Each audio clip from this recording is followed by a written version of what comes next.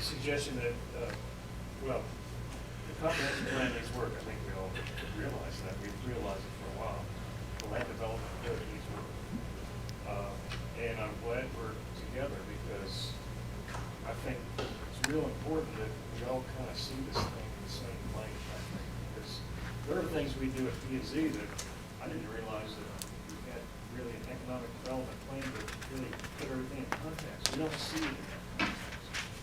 Here, can we speak up, because I know we have audience, and when I was in the audience the other night, I couldn't hear, so, and I know we have people at home, So I'm glad we're all together, and I think this is going to be a joint effort, hopefully, as we move forward on this. And so I'm all for making the changes that I think they need to be made, but I think the political reality, and we have two commissioners in the audience now, I just think this may, if I'm wrong, what's the best pathway to move this thing forward? Because FARs for garages are in there for a particular reason, for growth, for keeping things from getting too big. I think we can kind of label all this as the kind of the Carlisle reaction to all this. And so how do we massage this to make it saleable to the commission? Because the commission's going to obviously make the decisions as to we move forward. So, You know, the really nice thing about being an appointed board member is they can just not appoint you again. I would say that if this group feels pretty strongly about what's on the table and they see the merits in it, I mean, I think it's the responsibility of the one of the two boards to acknowledge that and speak up. I don't know exactly how these processes have been folded before, and I'm not sure personally that it matters to me. As a planner, I mean, I can underscore a lot of what Sylvia has said, and all the particulars that she mentioned about West Park stand out as unusual applications of rules or documents. And I think we have to provide some of that support to the elected officials, saying, you know, we've reviewed this dispassionately and objectively, and we do, in fact, encourage these changes to be made. And that's really all we can do. We're a recommending board or policy. We're not a policy voting body. All we can do is make our recommendations. But I mean, for one, if I think that these are appropriate, I'm certainly going to state that I believe that they are. And in many respects, I think that's what I hear you saying as well. Mark Reicher with the EDAP board. So thank you very much for all the work. I think it sets the framework. I think that when I hear the word politics come up at appointed boards, it makes me very nervous because that's why we're a citizens board. We're supposed to kind of identify where the needs are initially and then worry about the politics later. Now clearly art of the possible is really what puts a lot of, I guess, substance into the form, if you will. But you know, if you look at the history of Winter Park, there's an ebb and a flow. It's not just the last cycle of events. The map that struck me the best was the first map you put up about where we were when we first started as a community and where we're going, and the notion that districting is really what's happened here, because we've kind of, I'm a developer by trade, and I've always looked at Winter Park as kind of an accidental, oversized PD that has zones and districts that are designed to do different things for different people, and that managing them kind of not in an exclusive way, but in a special way. I mean, clearly Park Avenue is different than 1792, and much different than Aloma, different Fairbanks. I think your impressions of Fairbanks are right on. That's why, as an advisory board, we engage ULI to study that. Now, this town's been around for a long time. It'll be around for a really long time. And you know, the 3-year plan was just that, was really a snapshot vision. It really is meant to be updated, and those recommendations may happen in 1 year, they may happen in 10, or they may happen in 15. But you know, having a map is pretty important. So I think that incorporating some of those elements into the longer term planning, or the land development codes, or the comp codes, certainly have a lot of merit, and I think they deserve the attention of both boards to try and work on them. So that would really be my opening observations are. Thank you.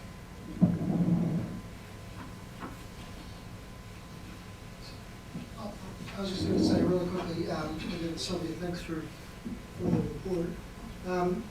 As you know, everyone here obviously has an impression of what they think about the comp plan and the code. But I'd ask you as, you know, an outsider, someone coming from, you know, not from Winter Park, do you consider, having reviewed the comp plan and the land development code, do you consider it to be, or some aspects of it to be a hindrance to development, such as the infill development? I think some of the issues that I mentioned in my presentation can be, especially in some of, I can understand their purpose in protecting some of the districts that need protecting. And perhaps it is just as fine, leave them alone in those areas. But when you use the same approach throughout the city for some of those tools, then that's when you start running into problems, because obviously the character of those quarters, Aloma, Fairbanks, 1792, is very different. The parcel pattern is very different, the ownership patterns are very different, the traffic patterns are very different. And those districts should accomplish also different purposes in the overall functioning of the city. So yes, I think there are some potential. It's hard to say if it has already deterred some development to come to the city. Again, I keep hearing, you know, we have some really good people here in the staff that have helped us kind of navigate it so that we can. But if we had just kind of stopped and looked at it face value, perhaps we would not have been able to do this. So, you know, the potential is there. Yes. But let me just say that it really all depends on what the city wants to accomplish. And that's why your economic development plan, economic development goals are important. And they have to be very, very closely coordinated with your land use and with your housing and with your services. I think that has happened only to a limited extent. Even the economic development plan focuses on only certain aspects of economic development. Yes, having, you know, an economic development website is great. Having your inventory all put together is great, but you know, how does that begin to relate to your land use pattern? Has that been looked at? I'm not really sure. It doesn't really come through to me. And I think that over the next couple of years, you're going to have an opportunity to do that, regardless of elections, because again, there's a cycle coming up where the city's going to have to decide. Are we going to update the plan to be consistent with these new statutory regulations? And I think the answer should be yes, because what's there now is very different from what was there in 2008, 2007. Ross Johnson, Planning and Zoning. I didn't hear, maybe it was intentional, the public-private relationship around education and the interaction between the growth of 5,000 people and what that means to the number of schools we need, how we interact with Rollins, our major university, when we have big chunks of land going to softball fields and lacrosse fields across different parts of the town now. Did you analyze that relationship? I did not get very deeply into an analysis of even the demographics, and I realized that, you know, you do have these schools here. But like many communities, Winter Park is also getting a little bit older in its demographics. So it's I think that there's going to be somewhat of a shift in the types of housing that are going to be needed, and perhaps it's not as much young families with kids. Now, if the city wants to attract young families with kids, that's a different kind of strategy. But no, to answer your question very simply, I did not really get into that. I will tell you that I am not recommending that the city abandons the concurrency for school facilities. So I think that that's a requirement that at least at this point the city should keep. I'm Steve Flanagan with Economic Development. It seems to me if we are trying to increase the tax base and move away somewhat from the reliance on taxes on residential dwellings, that our opportunities are really limited to our commercial corridors, 1792 Lee Road, Fairbanks. And you've touched on two elements that have had unintended consequences. One is the floor area ratio, which I think you could argue violates the policy of not encouraging sprawl by requiring the consumption of more land to create less building. I don't know if that was the intended consequence or the unintended consequence, but as a practical matter, when you get into a corridor such as Fairbanks, where you're dealing with parcels of limited size, it really stymies any kind of development beyond what's there. And you've touched on the comprehensive plan, but part and parcel in the comprehensive plan is the conditional use process, which as a recovering developer, I have to tell you, just scares the living daylights out of me every time I think of it. Because as a developer, you come into a community hoping that you can understand the rules, Yes. and that if you obey them, you can get your project done. But this is kind of like the Mad Hatter. It's what someone says, it says when you say it. Yeah. And if you're dealing with reasonable people, it works out. But that really shouldn't be the test. The test should be, this is what we want in our city, and if you abide by the rules, you'll get it. Everybody else is into this, and so is the record. My name is Owen Pike. I'd like to add something to what Steve said, and you brought it up, but actually, you may have understated it, Sylvia.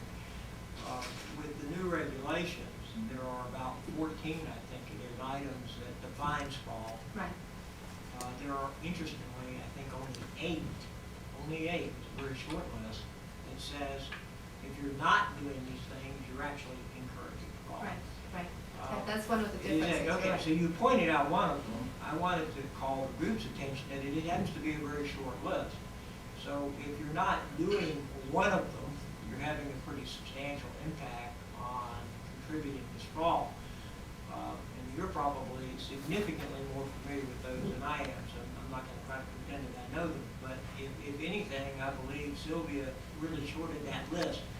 I think there are 3 or 4 other things on that list that basically speak to redevelopment. And by not supporting those policies, you are in fact contributing or creating sprawl.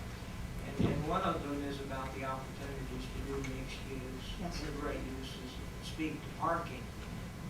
If you look at that list then, in fact, you don't have to have many on that list to actually fail that sentence test. And I would submit to you that the way the current policies and plans are written, we may actually have more violations or offenses than the single one that Sylvia provided to us in her PowerPoint. It's possible. I don't have the list, off the top of my head, but you're right. There's about 7 or 8 new indicators or revisited indicators, I guess, that they were re-adopted, that are not, if you're doing this, you're encouraging sprawl, but if you're not doing this, you're encouraging sprawl. The one that struck me the most was the one about redevelopment and infill, reuse. But I think you're right with respect to the parking, in particular the structured parking, specifically as it relates to some of these corridors, where if we are forcing, if we're not encouraging people to provide on-site parking and provide it in an efficient and land-efficient way, then I think we are encouraging sprawl. It's just kind of difficult to talk about sprawl in a community that is mature, developed, and landlocked the way that Winter Park is, But you're right, it does qualify with that. And as far as the conditional uses, yes, we had discussions about that, and I understand the nature of the conditional use is precisely that you can work through some things, perhaps you might not be able to otherwise. But they do need, there need to be parameters so that you can work within them as well, because the whole purpose of your future land use map and your zoning map is to provide predictability, not just for the developer, but also for the residents, for someone who is going to buy a house and can be assured that across the street there's not going to be, you know, a factory. So I think the protection goes both ways, and there's a lot of that in this plan in some ways, and in other ways there's not enough. So I think that there's a balance that we have to try to figure out how to strike. Well, I think there's definitely a disconnect here, and the perfect example of that is a developer who decides to go develop a large piece of property and decides to go through the Orange County development and approval process rather than going through the Winter Park process, and that's Dan Bella's project at Lee Road. I mean, he decided to go to Orange County because I think Orange County provides a fair and equitable, even though you might not like their rules, they're written and they're reviewed, and then bring the project back to Winter Park.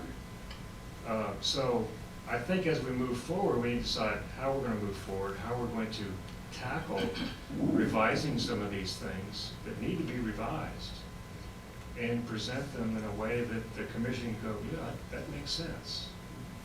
Or at least being able to convince a majority of the commission. I'll make a quick comment. Patrick Chapin with the Economic Development Advisory Board, also the Winter Park Chamber of Commerce. I understand the political undercurrent, obviously, and I think the politics guide the plan on where we're going. What I'm interested in, and maybe this is a staff question, but also on a map, if you have terms like you've described, in conflict, highly unusual, contradictory, inconsistency, the map, whether you want to go to point A or point B, if you have inconsistencies and that kind of onerous, how do you get to where you're going? Set aside where a camp may want to go. So where I'm headed is, I want to understand how this process, when this comp plan was developed, what was the mechanism, what was the plan? Did a group sit around the table like this? Who authored it? Who helped facilitate? Because I think there's some lessons in, if we went through that process and we end up having a map littered with misdirections, that, again, aside from where we want to go, there's got to be hopefully some learnings there. Yeah, there were several comp plan committees. Some of you may have served on earlier ones, and the outcome didn't, to some, didn't look like it was going in the right direction, and that comp plan committee got fired, and they developed another committee, and so it was just kind of a continuous committee bumping around, and Jeff and his staff are doing the best to kind of put out fires and flames and everything else, and they came up with this kind of thing that's the comp plan. Did you have an arbitrator, mediator, did you have someone who gave professional opinion, who didn't have a horse in the race like we have now? We have solid input from a professional that does not have a preconceived political persuasion. I wonder, don't you think this will be helpful? They were monitored or managed by a facilitator. I think it was a group of citizens, both sides of the aisle, preservationists, developers. They all got together and they met, and they wrote things, and Jeff and his staff wrote stuff, and they came up with it, and then it was all, some of us tossed out, and then it started over again. So no, there wasn't, I don't think there was a professional facilitator. And again, I don't mean necessarily a facilitator. And I think that's what we have right here. Exactly. And I think that's going to be a real value as we move forward, because Sylvia can say, look guys, gals, this is really what we need. And to be consistent, and to be legal, and to do the things that you think are in your vision, that makes sense. I think that's what we need as we move forward. If I may, just to reiterate my first point, this is why I very strongly believe that the community vision process is important, and that it doesn't work for every community, not every community needs it, but it seems to me that this community does. Because in most of the communities where I work, yes, there is a citizens committee that works on the comprehensive plan, but they're only representing the larger opinion. Their job is to help filter what we bring from the overall community. And that's the part that I have not yet heard, and I may be wrong, but that I have not heard that was part of the process the last time. So these larger meetings, these larger assemblies where the whole community could bring their opinion about the future, the aspirations for Winter Park 20 years from now, their concerns, and have them, go through this sort of consensus process, whereby perhaps not everybody agrees on every idea, but everybody agrees that at the end, these are things that are good for the whole community. That's kind of how I felt about it. So, And Tom Saki, I Yeah. totally agree with you, and I'm going along piggyback along with what Peter just said. I think in the report, which I thought was quite interesting, in some of the illustrative comments that you brought out from the different people that spoke, I mean, the one comment that just stuck out to me, and we're talking right now, was someone said, common ground, there isn't one. And I think, getting back to Patrick's comments, that you being a facilitator from outside the community, outside this area, is not aware of what we go through politically sometimes, can help bring that to a common ground and facilitate us to where we need to be going forward. I want to agree with you in that regard, but I've already heard Commissioner Cooper made a comment in a meeting that inferred that an outsider wasn't appropriate. So I just want to reiterate that I think there was a system in place that we collectively, the commission, said we want an outsider. Now we have to listen whether we like what we're hearing or not. I agree with you. What I'm trying to say is I think a facilitator from the outside can bring parties together easier than a facilitator Absolutely. from the inside. Absolutely. And I agree. And by the way, you learn when you deal in the political world that there's 5 commissioners, 4 commissioners, and the mayor. You learn to count to 3. So, I mean, that's the reality of it. So, I mean, and Let's shoot I for like, 4. and I like. I'm an alternate. And super majority. Can I ask one last question? Yeah. So, hi, John Karen with EDAB, and again, I think it was really well presented and very pragmatic approach, and I love the perspective of best practice, which is fantastic and obviously needed. Vision leads to strategy, and you had stated that vision is lacking, and I don't mean to paraphrase. Who authors the vision? Where does that come from? What are the responsibilities? My sense is that usually it's a smaller group with vision versus a consensus type of approach. That may be incorrect. Well, I can't speak for the way that every other planner works, but in my practice, we do visioning on a community-wide basis. We work with the steering committee, which represents a broad array of interests, but we go to the community first, and we go to them repeatedly until we get it right. And when you have that vision that becomes sort of the cornerstone of the plan that comes from the residents, then it cannot really be a political thing. In a way, you are able to take the politics out of it, because this is the vision of the citizens. And so that's how we conduct our processes. I don't know whether to call it a best practice, but it seems to work. So I am very much in favor of that process. I want to do a little bit of wrap up and thank Sylvia. Sylvia's contract is an unusual contract. It actually came out of the economic development plan, but we sure were glad to be able to combine the two interests, the two boards together to get us to those next steps.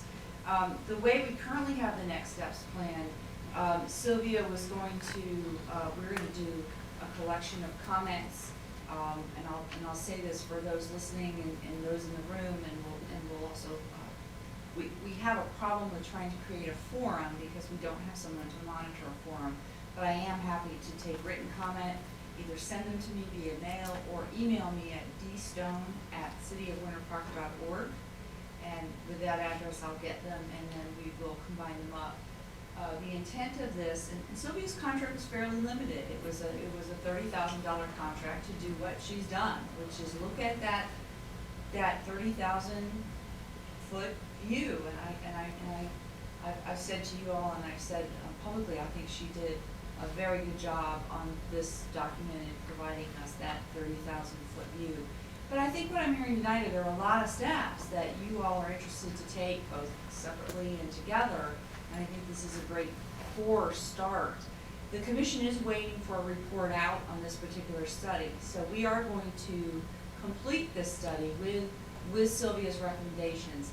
The next step that I think will really have an impact on what you do, and you can decide on this and decide individually, because you're not in a session tonight to take action, but decide individually how you want to work on that, is to take everything you said tonight, everything from starting at a community vision process, which we could begin one way or another with a recommendation from you, into laying out a roadmap to how we want to handle the 2016 plan updates, and what some of the items in that 2016 plan update need to be, as well as are there items that we need to look at now that are low-hanging fruit.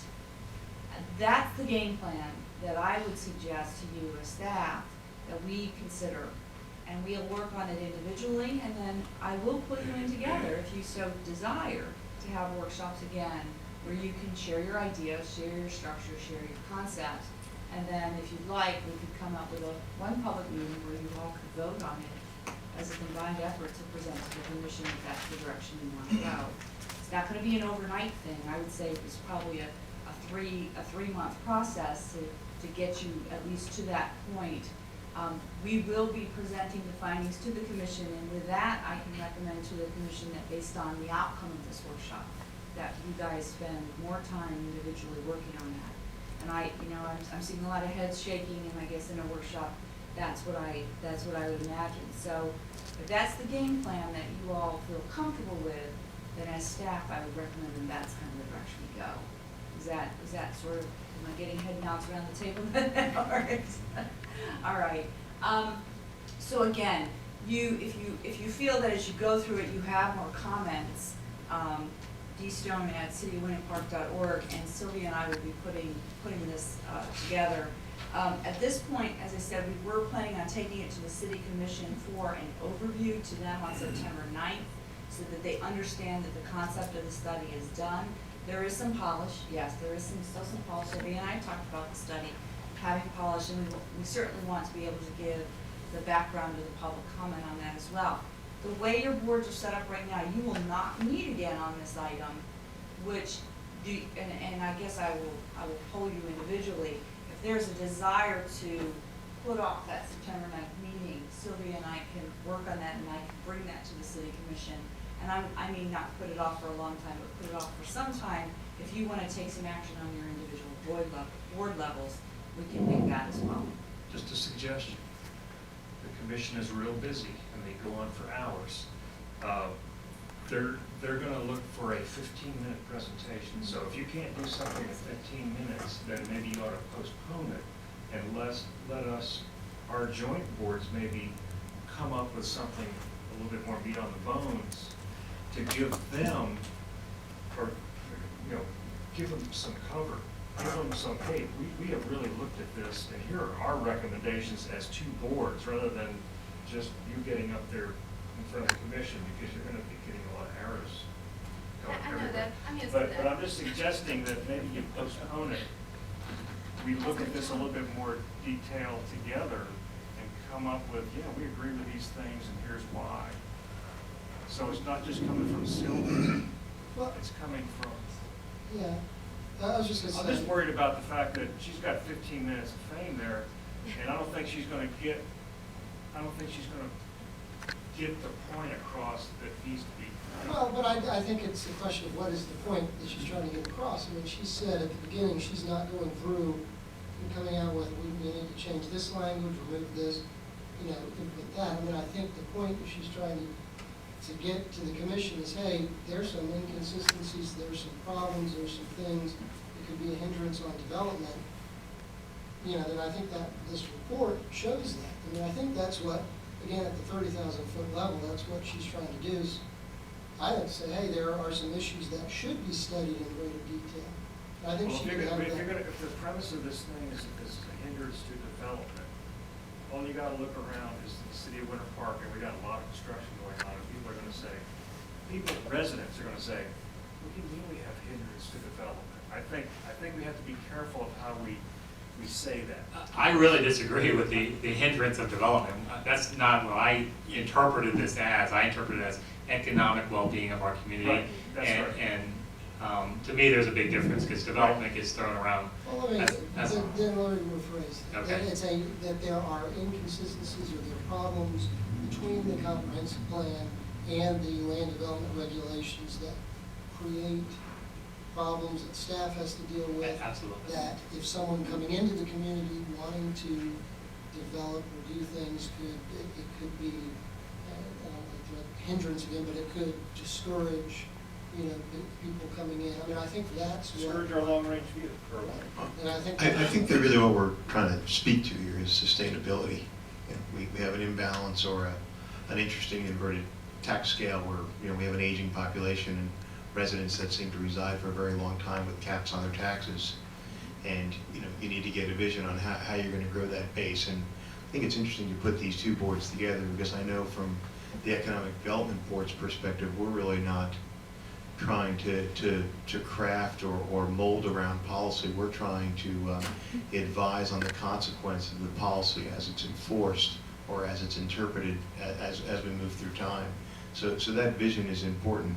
And I really don't have a problem with, I kind of like the idea that a third party is coming back to the board saying, hey, we have a lot of things to work on, because I don't think any of them are going to get resolved if we move the presentation till October 9th. And I think it gives the boards separately and collectively plenty of time to work on it and creates, you know, fuel for thought. I think when I'm a developer, so whenever time I hear people pushing the development word around, it makes me nervous because there's good developments and bad developments, and there's appropriate development and inappropriate development, and that's what these land codes and comp plans are all about. But at the end of the day, people are sitting around this table volunteering their time because they're interested in Winter Park and they're interested in the sustainability of Winter Park, and that's not going to get solved by pushing something a month. I think the commission should hear it and engage the community, but I think that, you know, the work of each committee should stick to their discipline as well and come up with their collective part that ends up helping. I think it would be great to have the commission hear this. I don't know that they're going to really take an action on it, except to kind of reassign it to us, but I think they should hear what you have to say. That's money we invested inside of our very limited budget to try and push that sustainability issue forward. And that was my intent. I do think we need to wrap up this section somewhat, and I think Sylvia's study with some tweaking is pretty well there. I think she's made her recommendations to you. The commission can choose to hear it in a workshop setting. They can choose to hear it as an item, and I'll ask the city manager what role he wants to, where he wants to put that. But I think after that, as staff, you know, I think that there will be some recommendation from staff or some advisement with regard to the city commission. And my advisement is going to be to continue to ask you all to work on these things and look at it, you know, continue to winnow on into the next steps of this. And it was always our intention that this was not going to be a standalone document. There will be next steps to it. Or I just want to clarify my own mind because I think it's, I personally would like to see the commission see it September 9th in a, you know, 30,000 foot level They all have the document, it's easy to read, but I think it encourages, I don't think the public tunes in as much of the P and Z over pizza night as they do City Commission. The City Commission will probably see some blind spots that we don't see, and maybe they can encourage us in certain tasks or directions. I fully expect that we collectively or independently will have some input, but I think as long as we continue the momentum of getting it out and people talking about it, getting exposed, we can't overexpose people to this information. So I don't think September 9th is going to be a great, aha moment, other than bringing them up to speed, bringing our public up to speed, and then being tasked with moving forward. I guess the point of my conversation is, I don't think your work's done yet. Right. I hope you don't think your work's done yet, because I think that as staff, we're excited about the enthusiasm and the meat that we're coming out of here. So we do expect as staff to bring this back to you. And with that, we have made it to 7:07. So chairs, unless there's any other business. The one thing I did, if I can interrupt for just 1 moment, this is completely off topic. I have a table purchased for the Education Summit next Thursday, August 22nd at 7:30 in the morning. I have 4 more seats in that. If you have not yet purchased a seat, please let me know, and please consider being our guest from the Economic Development Department here at the City of Winburn. Yes, here in town. And with that, we've got nothing else to bring to you tonight. Well, yeah, thank you.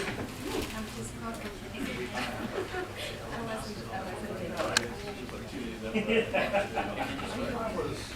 I was personally offended